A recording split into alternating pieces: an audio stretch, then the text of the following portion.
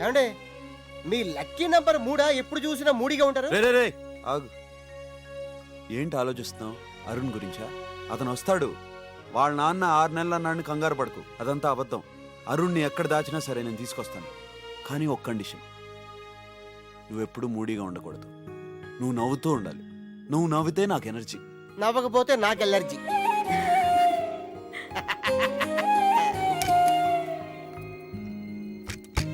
ఏంటను ఇంకా పడుకోలేదా?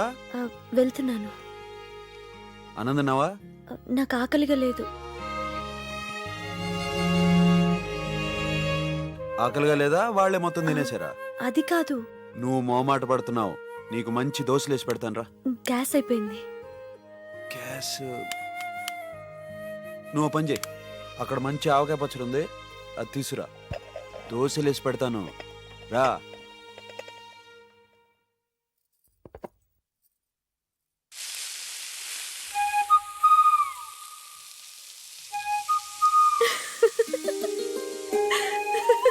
అను రా, దోశ రెడీ.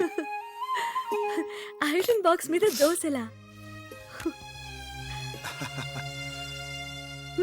బాగున్నాయి. ఇంకా కావాలా?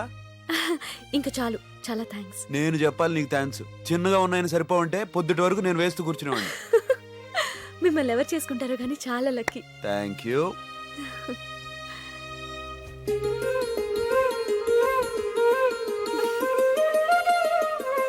ఏ అను, నువ్వు నవ్వుతే బాగుంటావు. ఇలాగే నవ్వుతా ఉండు, ఓకే? అరుణ్ నీ నవ్వు చూసే ఇష్టపడి ఉంటాడు.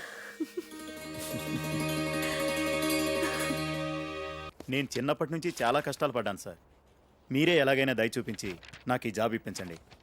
నాకెవరూ లేరు, నేను అనాథం సార్.